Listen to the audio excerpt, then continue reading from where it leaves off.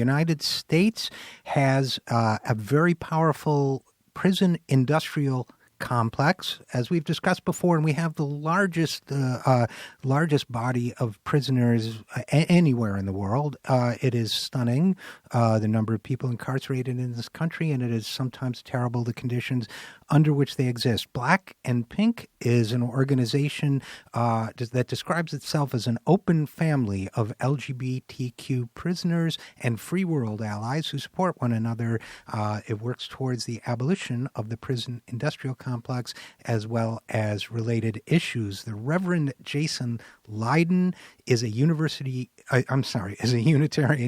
Universalist community minister in Boston, Massachusetts, and is the founder of Black and Pink. He joins us now. Jason, thanks so much for joining us. Thanks so much for having me. Glad to be here. Absolutely. And now you guys, I want to talk a little bit about what Black and Pink does and how it came to be. Let's start with that, and then you guys have an important report I'd love to talk about. But what was your inspiration for Black and Pink? Sure. So I started Black and Pink when I got out of prison to stay connected with the folks that I had been locked up with. The hope was to build connections to strengthen the power of LGBTQ folks who are currently locked up, and to really just maintain connection with people who had looked out for me while I was doing my time. So that's the genesis of the organization, and I know you do pen pal connections and that type of thing to make people feel connected during incarceration. But you've also done a study recently, and if you could tell us a little bit about that, that would be great.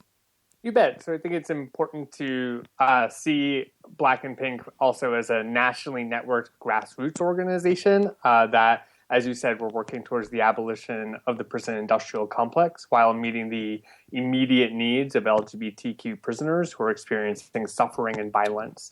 And to that end, we have a monthly newspaper that's distributed now to about nearly 9,000 LGBTQ prisoners all across the United States. We actually reach every state in the country, primarily reaching Texas and Florida and California. What came out of this connection with folks was a clear need and desire to tell more and more stories about the realities of LGBTQ people in prison. And as such, we decided to create this 133 question survey that was generated in collaboration with our incarcerated membership. And so it wasn't simply people on the outside deciding what types of things they or we wanted to know about what was going on with prisoners, but instead was about connecting between LGBTQ prisoners and free world allies, both formerly incarcerated and not, to develop a survey that would generate information and stories to build our movement and strengthen it as we continue to work towards creating a world where we're not responding to social problems with incarceration. So that sounds to me, Reverend Jason Lydon, as if it's kind of a dual mission in a way, because the mass incarceration is, I agree with you, we need to come to a world where that is not a response to social problems, and I think the evidence is in the staggering numbers this country has experienced in terms of incarceration and the distribution, the kinds of people that wind up disproportionately being incarcerated. But having said all of that, it also sounds like you, in the meantime, want to make life better for people in the LGBTQ community who are incarcerated. Is that sort of right? Absolutely. And so one of the things that we were able to highlight through this study was that our membership are experiencing extreme violence inside, whether that be institutional violence such as solitary confinement, where 85% of our members report being held in solitary confinement at some point during their sentence. And of those, over half have spent more than 2 years in solitary confinement, which most places in the world consider that to be torture, including the United Nations. And so this long-term isolation is really keeping people, especially gay men and transgender women, from having access to general population, to resources that they might need. Along with that, we also see respondents experiencing extremely high levels of sexual violence, about 5 times that of the national prisoner population, as documented by the Bureau of Justice Statistics. And we're seeing our membership experiencing sexual assaults by both prison staff and prisoners alike.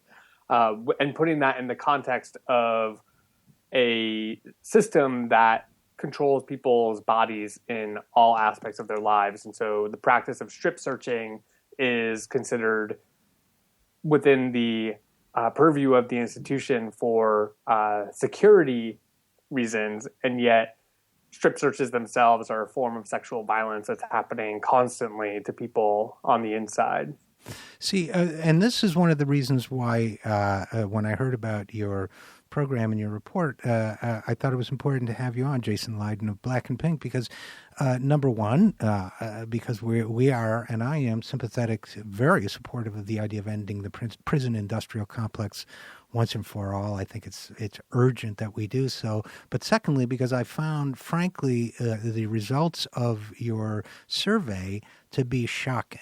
And I think it's important that people understand how shocking conditions are for LGBTQ people in the prison system. Because however I mean, a sociologist might say, well, you have to pick a random sample or something. But the fact is that overwhelmingly, these people who responded to your survey, who are across the country, are experiencing enormous levels of violence.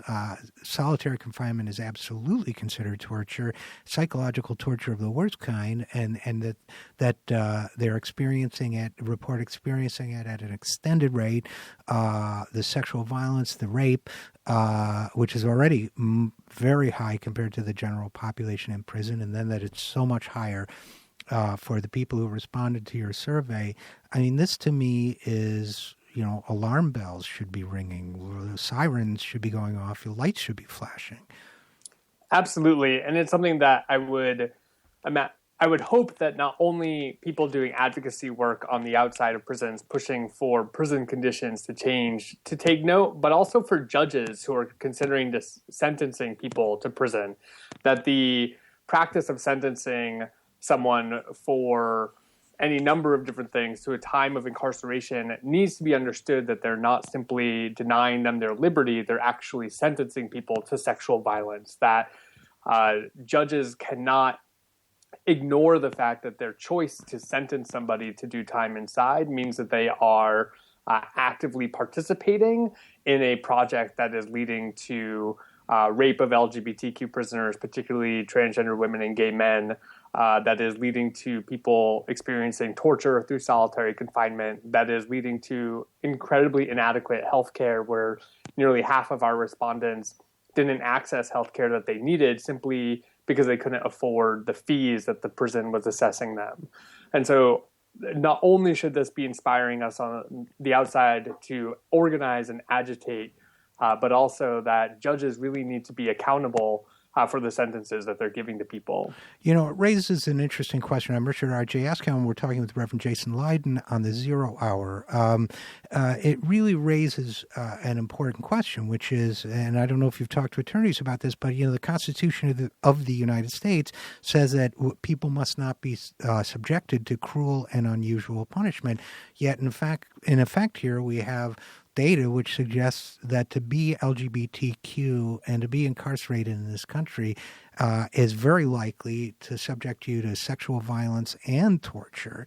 And I'm wondering if there's any kind of legal case that can be made, a class action. I mean, I don't really know. I'm not a lawyer, but whether, or on a case-by-case basis, to say it is unjust to incarcerate people under these conditions.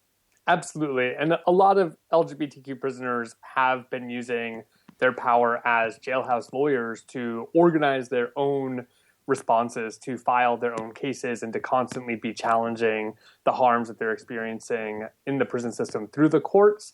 Unfortunately, the Prison Litigation Reform Act actually makes it very difficult for prisoners to move forward and prove all the standards to make its show that cruel and unusual punishment is happening.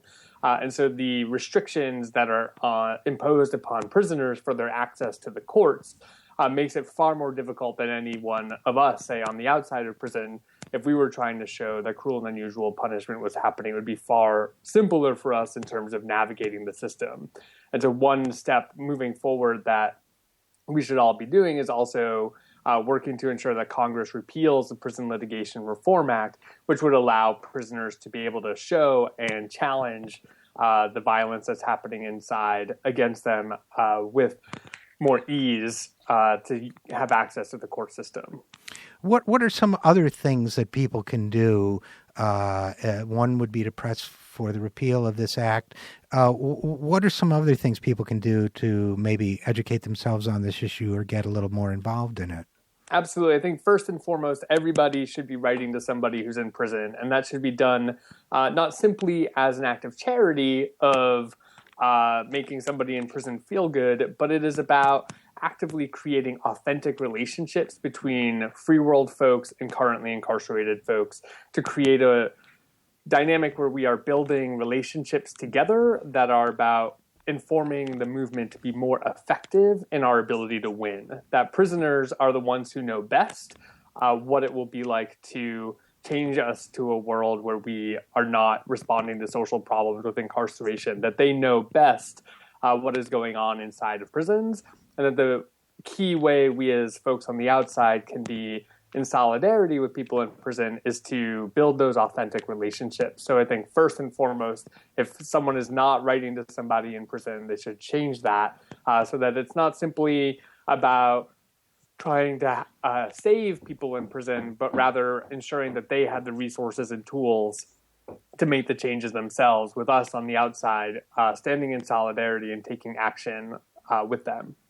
And, it's really a two-way street, what you're describing, because, studies have shown that people who are incarcerated, that social connectedness is one of the most positive things that can help them both during incarceration and afterwards.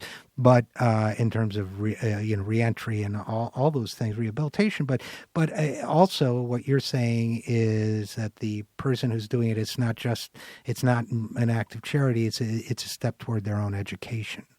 Absolutely. And that those of us on the outside are going to be building true relationships that are really about mutual aid and mutual support, that when we are securing the liberation of one, we need to be doing so while we're securing the liberation of all. Yeah, I think that's really well put. And I want to add, I do have a question, which is, first of all, in terms of the extent of solitary that some people are going through, were you surprised by that result, and what do you think might be behind that? Unfortunately, I'm not surprised at the result of solitary confinement. It is something that our membership constantly is writing into us about, telling us what's happening on the inside. And while it's not surprising, it's no less infuriating and enraging that the violence of solitary confinement is incredibly destructive. And I would say it is functioning in a couple of ways. And one of the biggest pieces is that this is affecting our membership by the prison claiming that they're trying to keep LGBTQ folks, and specifically trans women and gay men, safe in the prison system. And yet what they then are doing is placing people into these torture cells of solitary confinement and isolation, which is not keeping anyone safer. It's simply removing them from the general population and putting them at risk for psychological and emotional long-term harm.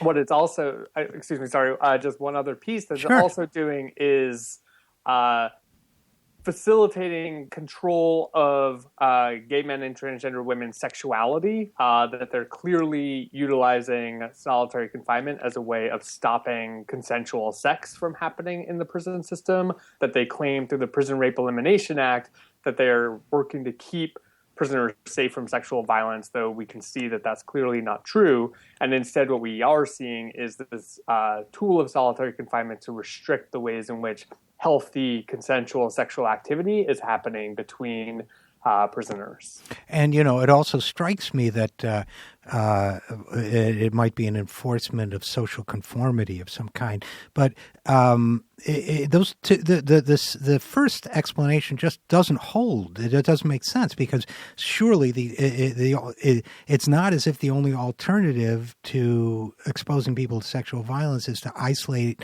them all alone. You could put them in a unit with other people who have been victimized, or any thoughtful person could come up with 2 or 3 different solutions in an afternoon. So clearly something else is at work there, and clearly it displays to me a shocking indifference to the well-being of the people that are supposed to be in your supervision. So, well, you guys are doing a great work. Your organization is doing great work. I think this study is really important. And what's next for you?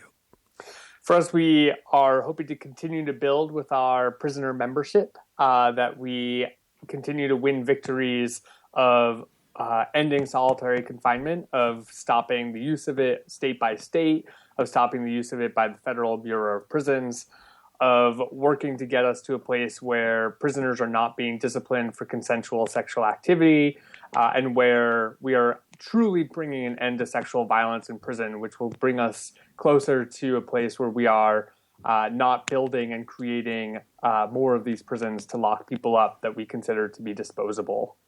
Well, I won't say you're doing God's work, because you're a you, but you're doing somebody or something's work. And we support you. The organization is Black and Pink. The website is www.blackandpink.org. And we've been speaking with Jason Lydon. Jason, thank you so much for joining us. Thank you again so much for having me.